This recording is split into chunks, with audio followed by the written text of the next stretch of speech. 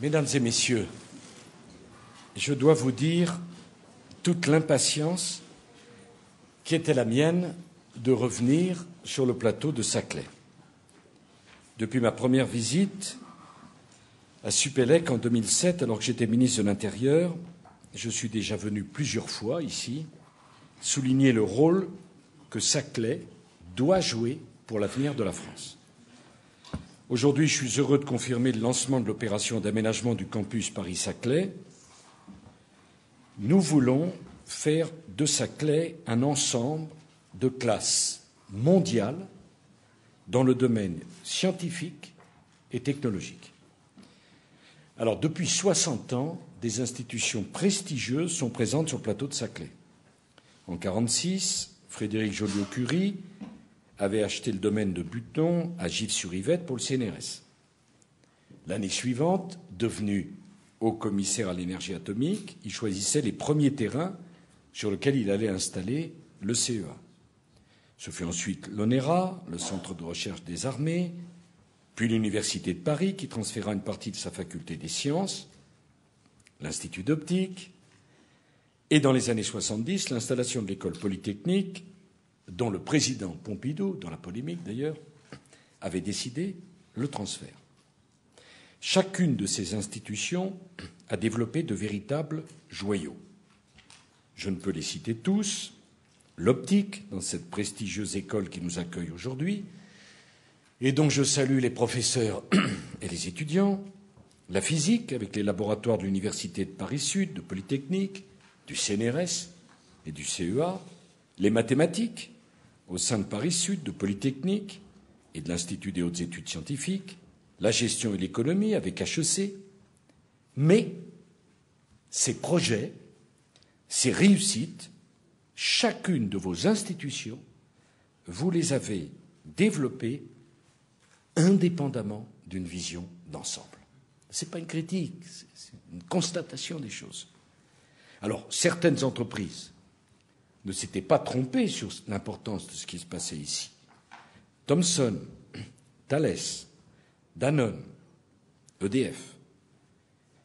Mais permettez-moi de vous dire avec beaucoup d'amitié et l'enthousiasme que je mets dans Saclay, c'est un crève-cœur,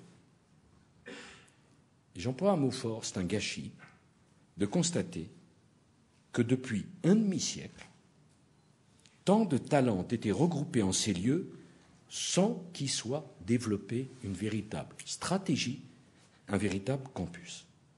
Alors, je prends mes responsabilités.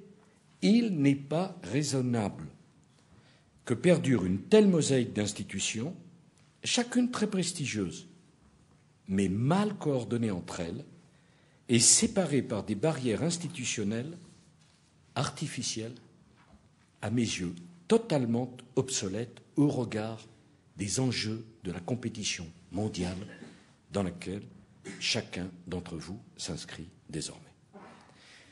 Et moi, je ne peux pas accepter qu'il n'y ait pas ici de véritable campus quand on sait combien un campus est source de créativité, d'innovation, de développement économique et social pour la région comme pour notre pays. Voilà. Alors, ce grand cluster, depuis des décennies, chacun en parle, chacun le souhaite, eh bien aujourd'hui, il devient réalité. Alors, on est en France. Et en France, il faut de la volonté politique. Alors, par volonté politique, je vais m'en expliquer. Je n'entends pas dirigisme d'un État qui impose aux institutions d'enseignement supérieur et de recherche leur implantation, leur mode de fonctionnement, de toute manière. Vous ne l'accepteriez pas, ce ne serait pas possible. La méthode que nous mettons en œuvre nous a permis de faire en sorte que toutes les décisions qui vont conduire à développer le campus de Paris-Saclay ont été prises d'abord par les établissements d'enseignement supérieur et de recherche déjà présents ici ou qui sont appelés à s'y installer. La seule chose que nous avons faite avec Valérie, c'est de mettre l'argent. Ce qui a un petit peu incité à l'accélération. Mais depuis 3 ans, les responsables de toutes ces institutions sont réunis pour évoquer l'avenir de Saclay. Je veux rendre hommage à Paul Vial, ici présent. Paul. Pardon, voilà, Paul. Philippe Lagayette et Alain Bravo, qui ont tous, et tous ceux qui les entourent, fait un travail fantastique. Alors maintenant, nous pouvons envisager la création d'un véritable campus scientifique et technologique à Saclay, en concentrant ici la masse critique nécessaire. Alors, je vais vous annoncer aujourd'hui l'établissement sur le plateau de Saclay. Les décisions sont prises. d'AgroParisTech, de l'École centrale de Paris, de l'École nationale de la statistique et de l'administration économique, la création d'un pôle biologie, pharmacie, santé qui s'appuiera sur les équipes de la faculté de pharmacie de l'Université de Paris-Sud, l'École normale supérieure de Cachan viendra ici, l'ensemble École des mines de Paris, Institut des télécoms également. Et l'Université de Paris-Sud devra continuer à prendre toute la place éminente qui lui revient dans cette extraordinaire concentration d'intelligence que va désormais incarner Saclay.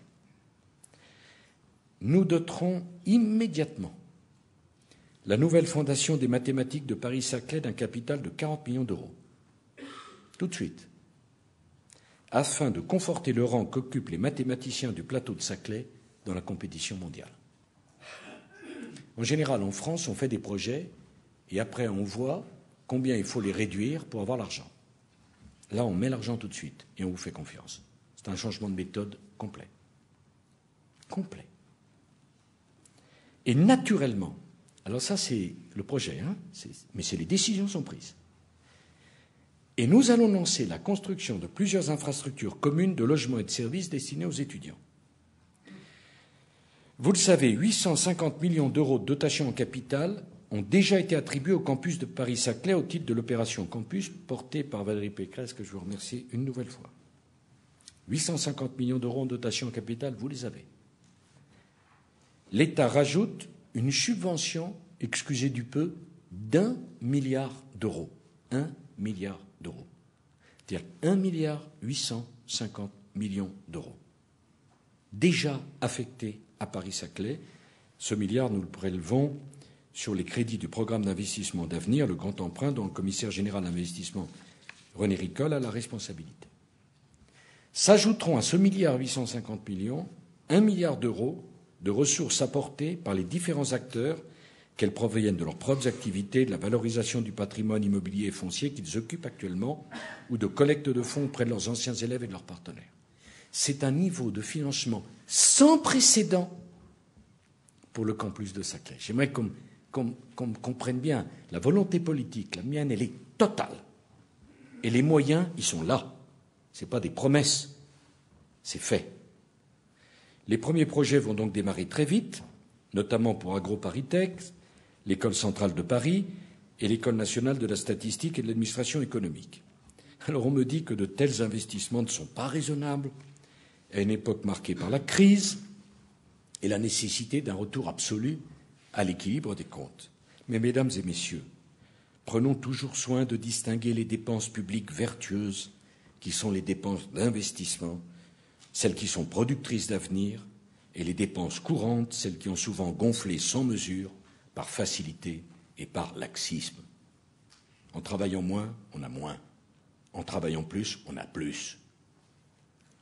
La France n'a pas besoin que l'on invente encore de nouvelles dépenses courantes de fonctionnement. La France a besoin de rattraper le retard immense en matière d'investissement, de recherche, d'innovation, pour avoir les meilleures universités, pour avoir les meilleurs laboratoires. Eh bien, emprunter pour financer cela, c'est préparer l'avenir. Et c'est le choix de rupture que j'ai voulu avec ce qui se faisait jusqu'à présent. Voilà. Et qu'on me pardonne, je me passionne beaucoup plus pour cela, ce qui se passe ici, parce que c'est l'avenir qui est en cause, que pour défendre des postures qui n'ont plus lieu d'être dans la compétition mondiale d'aujourd'hui. Alors, trop souvent, il faut le dire, quand la France a été conduite à faire des économies, qu'est-ce qu'elle a fait le plus facile? Elle a coupé les dépenses d'investissement. C'est tellement facile. au lieu de couper dans les dépenses de fonctionnement. Qui oserait dire qu'investir dans la matière grise constitue une dépense inutile pour la France? Qui oserait dire que les investissements pour l'enseignement supérieur et la recherche, et particulièrement ceux ici à Saclay, ne sont pas des investissements qui vont augmenter notre potentiel d'innovation? Alors l'histoire de Saclay raconte 60 ans d'investissements épars, souvent mal coordonnés. Nous avons voulu rompre avec cette pratique et mettre en œuvre une véritable stratégie. Tous les projets d'aménagement, tous les transferts de nouveaux établissements sur Saclay ont été conçus autour de pôles thématiques cohérents. Écoutez, ce que vous êtes en train de réaliser ici, c'est tout simplement sans égal en Europe. Le chantier de NanoInnov que nous venons de visiter illustre parfaitement ce que nous recherchons. Les équipes du CNRS, du CEA, de Paris Sud, de Polytechnique, de l'Institut Télécom travaillent ensemble, vont travailler ensemble dans les mêmes installations, dans les mêmes bâtiments, avec un effet immédiat. L'annonce de ce nouvel ensemble a immédiatement attiré des industriels qui ont proposé de participer au financement de la construction du 3e bâtiment dans le cadre d'un projet d'institut de recherche technologique. Aidons-nous, innovons, allons-y, et les autres nous rejoindront. C'est exactement ce qui se passe. C'est l'exemple de l'effet campus, mais cet effet campus n'est pas seulement scientifique. Je vous le dis comme je le pense, il ne faut pas que chacun d'entre vous conserve ses propres services en regardant ceux des autres avec suspicion ou avec envie. Sur tous les grands campus du monde, les installations sont communes à tous. Alors, je connais mon pays, je nous connais, et je sais combien les vieux réflexes de repli sur soi, ils sont parfois tenaces. C'est mon restaurant universitaire. C'est ma cantine. Ce sont mes étudiants, mes logements. Eh bien, ici, à Paris-Saclay, je vous le dis comme je le pense, la communauté d'usage sera la règle. L'usage exclusif sera l'exception. Et je m'opposerai à tout ce qui serait un frein au mélange des étudiants, au mélange des personnels, propice à créer un campus vivant et attractif. Je m'opposerai à tout ce qui ne favorisera pas une mutualisation maximale de toutes les infrastructures sur le plateau de Saclay. C'est du mélange que vient l'innovation. Alors, dans un espace aussi vaste, il y a la question des déplacements entre les divers pôles. Cette difficulté m'a évidemment été signalée lors de chacune de mes visites.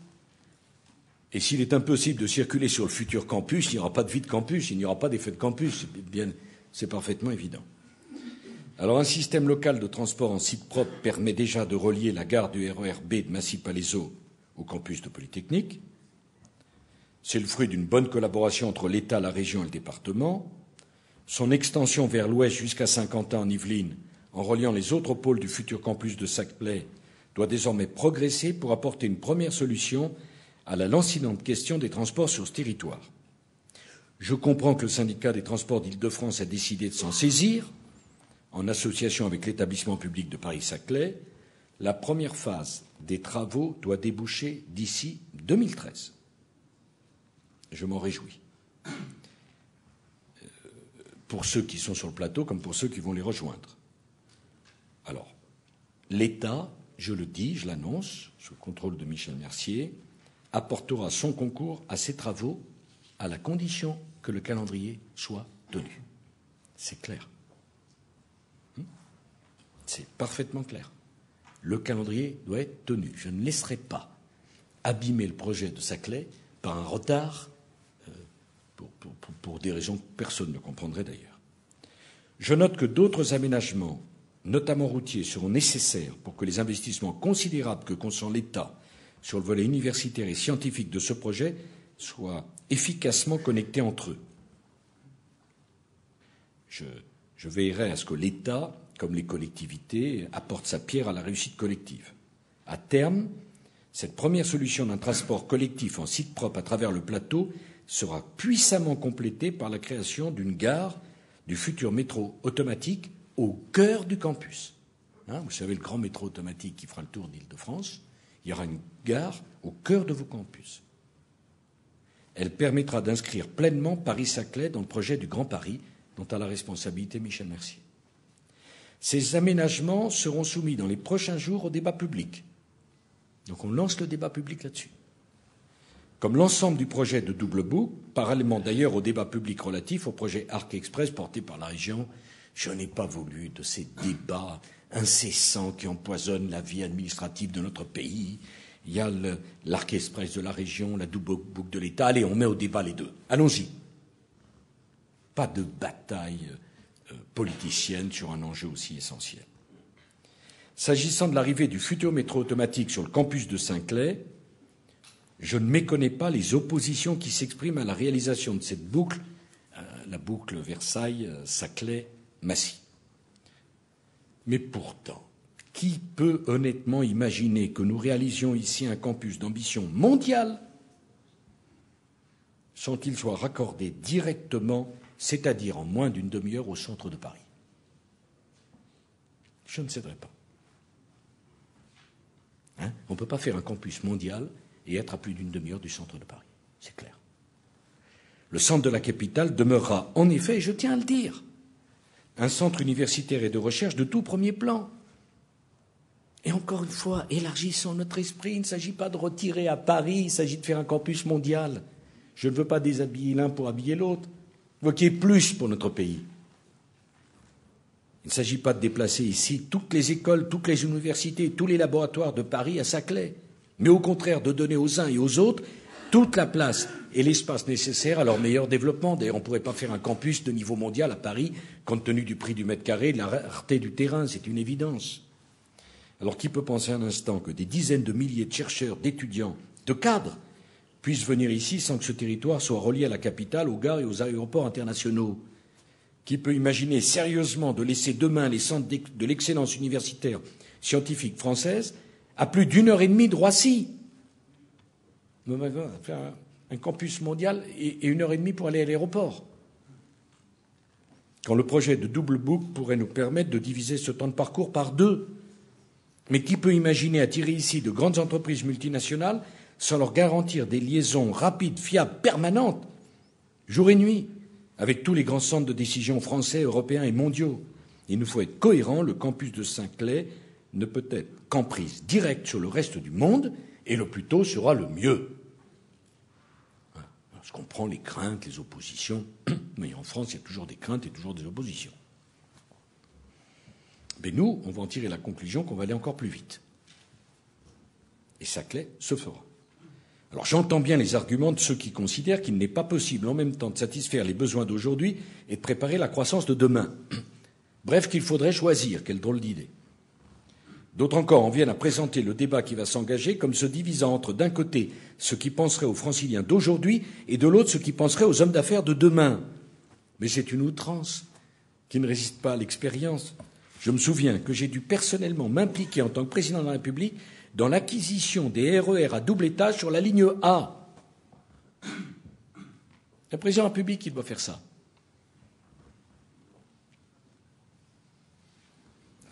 On comprend que parfois on est pris du retard.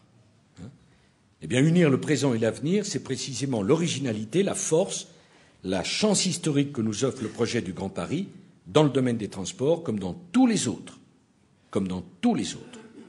Alors c'est ce projet global de transport que l'État, la région et toutes les collectivités d'Île-de-France doivent aujourd'hui travailler, avec confiance, bien sûr, les uns les autres, mais avec audace. Et c'est parce qu'il y aura un accord global sur les travaux à conduire aujourd'hui, demain et après-demain qu'il sera possible de définir les cofinancements entre l'État et les collectivités. Et les Franciliens pourront embrasser l'ensemble du projet des transports pour les 15 ans à venir dans l'enquête publique que nous allons engager. Et les blocages, nous les leverons. Enfin, l'État accompagnera cette opération par la mise en place de nouvelles structures et par la réorganisation des structures plus anciennes. La Société du Grand Paris est désormais installée sous la responsabilité du président de son conseil de surveillance, André Santini, que je salue et que je remercie. Grâce au travail constant qu'il mène avec Michel Mercier, les décrets sont parus. Eh bien, il va en aller de même pour l'établissement public de Paris-Saclay.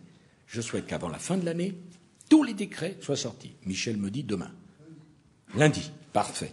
Lundi, ça ira, Michel.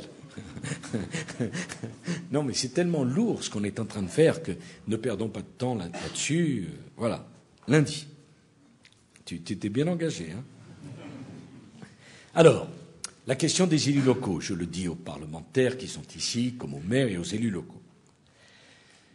L'État, j'espère que vous l'avez compris, sait ce qu'il veut. Mais il ne décidera pas de tout. Il respectera les élus locaux. Je rappelle d'ailleurs que pour la première fois dans ce type d'opération, l'État n'est pas majoritaire au sein de l'établissement public qui sera chargé de l'aménagement. Le collège le plus important dans le conseil d'administration de l'établissement public de Saclay est en effet celui des élus. Nous ne travaillons pas pour tel ou tel intérêt partisan, mais pour l'avenir. Nous ne travaillons pas pour tel ou tel territoire, mais pour la France. Et je surmonterai toutes les oppositions si elles sont stériles compte tenu des enjeux. Voilà. Nous allons également reconfigurer la Fondation de coopération scientifique Digiteo Triangle de la physique pour qu'elle devienne l'institution où se détermineront les projets scientifiques communs à tous les établissements du plateau. Elle sera l'unique porteur des projets qui seront déposés ici au titre du grand emprunt. C'est elle qui déterminera la politique scientifique présidant à l'aménagement du plateau. Elle sera dotée d'un conseil d'administration resserré et pourra héberger d'autres fondations. C'est clair. C'est pas la pagaille. Alors un mot qui m'intéresse, parce que jusqu'à présent, vous avez décidé dans le consensus le plus total. Félicitations. Mais ça va devenir de plus en plus difficile. Donc la bonne règle, c'est de décider à la majorité. Le consensus ne peut pas être la seule règle.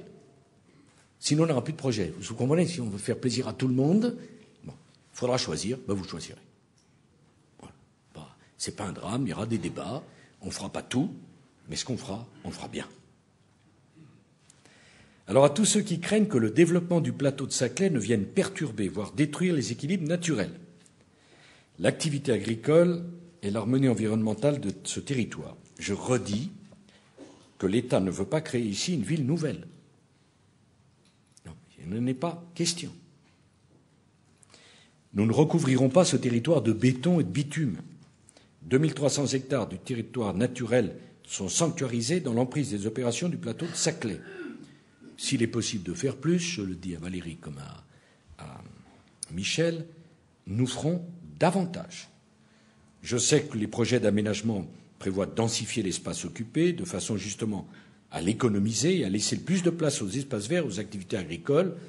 Je sais également que les élus des deux départements, n'est-ce pas, Nathalie Kosciusko, sont très attentifs à cela. Mais enfin, partout dans le monde, les campus universitaires sont des lieux où la vie est agréable, où il y a des espaces verts, des espaces sportifs, de l'ouverture, une forme d'unité architecturale. La France n'est pas condamnée à avoir à elle seule des campus qui n'existent pas, ou quand ils existent, qu'ils soient tristes ou bétonnés. Enfin, je ne comprends pas. Et ici, nous ferons une opération architecturale et environnementale exceptionnelle. Et je remercie l'équipe des architectes, d'ailleurs, qui s'y est consacrée. Enfin, je termine. Je veux répondre aux inquiétudes de ceux qui, trouvant le projet de Saclay trop beau, trop bien financé, s'imaginent que je vais oublier tous les autres grands lieux de la recherche française. Alors je sais parfaitement, cher Valérie, que le plateau de Saclay n'est pas la seule perle scientifique française. Il y a Paris Intramuros. Il y a d'autres institutions prestigieuses en province. Une de nos toutes récentes médailles Fields, Cédric Villani, est professeur à Lyon. Nous avons déjeuné avec lui il y a quelques jours.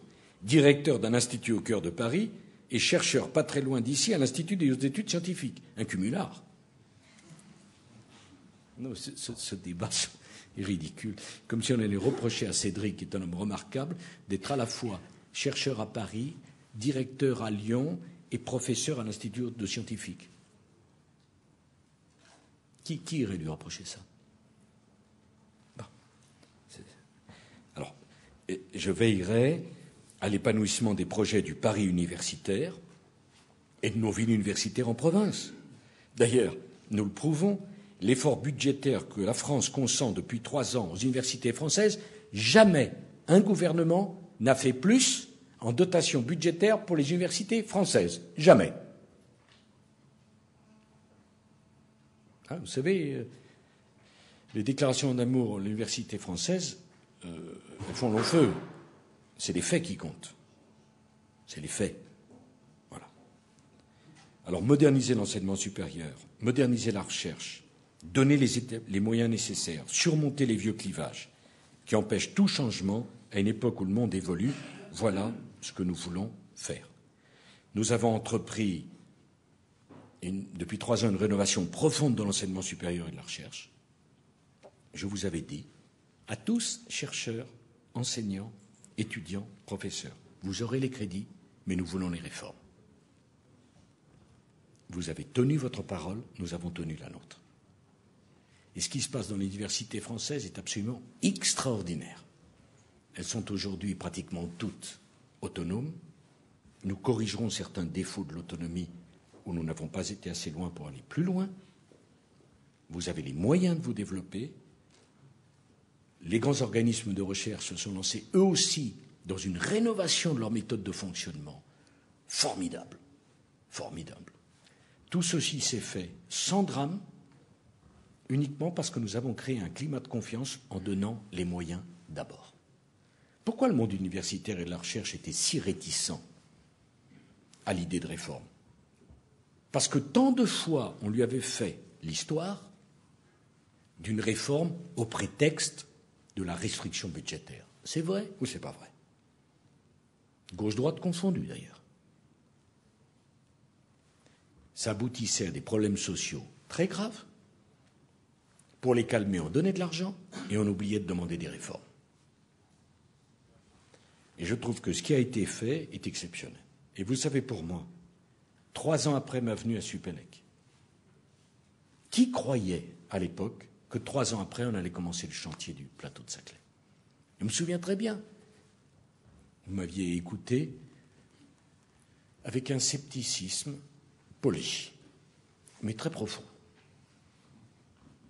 Vous disiez, dans le fond, il a le mérite de venir, mais il ne fera pas plus que les autres. Certains en étaient rassurés. Je me souviens. D'autres en étaient accablés, les meilleurs. Bon. Bien regardez 3 ans après. Et j'avais promis l'argent, les nouvelles structures, le projet, et que nous serions au rendez-vous. Ce n'est pas une question de gauche ou de droite, d'opposition ou de majorité. C'est une question d'avenir pour notre pays. La France ne s'inscrira pas comme un grand pays au XXIe siècle si elle ne fait pas ce travail de réforme et d'investissement dans l'université et dans la recherche. Voilà ce qui est en cause. Et pour moi, 3 ans après, arriver ici et voir ce qu'on a pu faire grâce à vous, c'est exceptionnel. J'en tire d'ailleurs la conclusion que, à tous ceux qui me disent qu'il faut ralentir, je pense qu'ils sont bien aimables, mais qu'ils n'ont pas compris la vitesse à laquelle évolue le monde. Faire ralentir la France, voire la faire partir en arrière, alors que le monde va si vite de l'avant, ce serait irresponsable. Vous avez compris que le projet de Saclay, j'y attache un très grand prix, parce qu'ici se joue très exactement une partie de l'avenir de la France. Merci à tous.